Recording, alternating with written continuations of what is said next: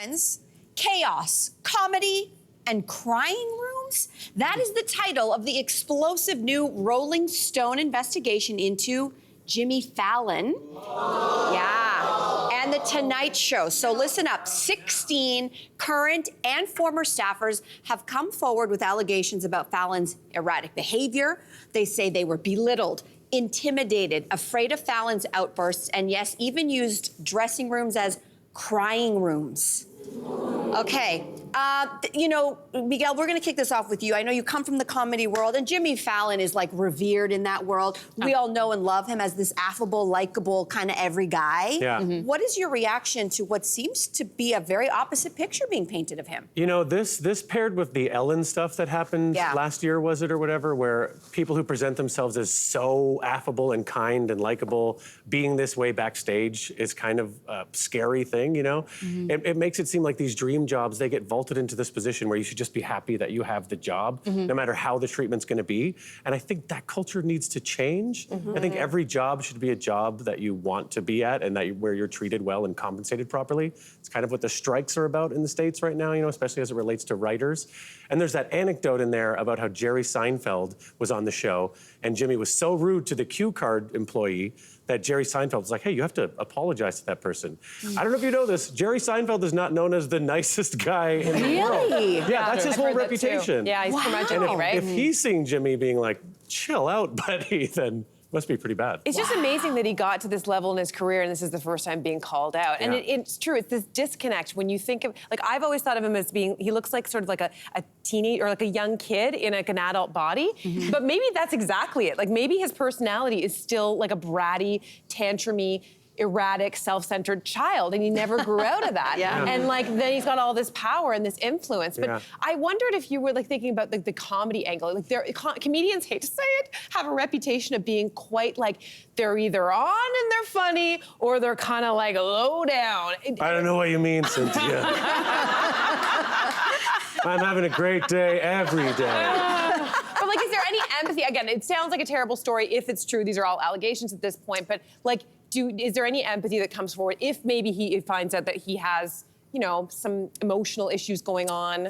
Yeah, I mean, there's empathy there, but if you want to be a leader in a leadership position, especially in something as fast-moving as television, I think you have to have a certain way that you treat people that is just based on respect. You know, like Tina Fey said this famous thing in her book where she was like, she'll hire a slightly worse or less funny writer than someone else if she likes them. Because in TV, you end up spending, you know, 10, 12 hours a day with someone. You want it to be someone that you enjoy being around. And I think that should be the person in charge as well. I'm not saying it's an easy job. But No, it's very interesting because I actually, in the beginning of my career, had an experience. Before I was on camera, I was behind the scenes as a producer. And I worked on a late night talk show. And none of this story with Jimmy Fallon, I know it's shocking to you guys, but none of this is shocking to me. Because I've had these experiences several times. And I worked on this one particular show where there was a senior level, middle-aged man who was at that show and he terrorized everybody. And I'm talking everything from yelling at people in closed doors to the point where they were in the fetal position crying, to walking through the office and randomly grabbing people by the face and kissing them on the lips. That's men or women, visitors, employees. This happened all the time. Outbursts, yelling at people, screaming, knocking everything off the table. And the worst part is nobody ever complained because there's a bigger idea here. These shows cost millions of dollars to produce. So if you have a problem with the person who's at the helm, well, what you're saying is if we address this problem, well, then we have to talk to this person, and that means the show's probably gonna get canceled. And what people at home don't see is the hundreds of people who are behind the scenes who will be affected. So what they do is they handle these situations quietly and they brush them aside or they push them underneath the rug. And then later on, we have these types of situations where everybody is talking about it and past employees are coming forward. But this is nothing new. This happens all the time. And you should see Cynthia backstage. She's like a drill sergeant.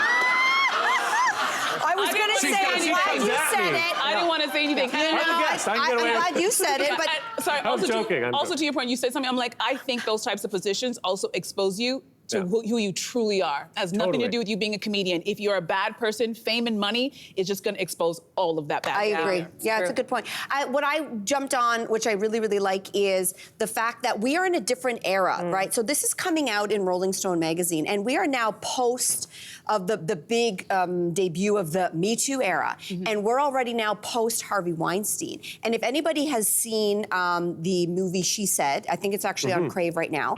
It is about the two New York Times female reporters who wrote and published the story about Harvey Weinstein that ultimately, as we now know, has led him in jail. Yeah. Guilty as charged, in jail. Rikers And jail. big time. That's big time. But what we learned from that, if you haven't watched it, is that people think, oh, if somebody makes an allegation, and I'm just going to write a story about it because I want to cancel you. No, no, no, no, no. It is really, really hard to reach the bar to which a publication like Rolling Stone or New York Times is going to publish something that damning about somebody as famous as Jimmy Fallon. Yeah. So while these are all allegations, I just look at numbers. 16 former or current employees. Yep, it's a lot of That's people. not two people, which, by the way, two people probably should be enough. Yeah. But it's 16 people. Now, you might say he's been on the air for a decade. How many people have worked there? Are these just disgruntled employees? Were they just mad at Jimmy one day and now they're all coming at him? I don't believe that. I think the allegations have to be looked into. And I do believe in this, I don't want to say post-Me Too era, but we have to believe these people and hold people to power, in power, to account. I know, but it all comes down to money, Mel. It all comes down to money. Holding those people accountable means that the money goes away, and there's a lot of money on the table with these big shows. Is NBC going to do anything? Get him We'll wait and help. see. They should make him laugh a little less. You can't trust anyone who laughs Sure. that much. Sure. Something's off. Good point.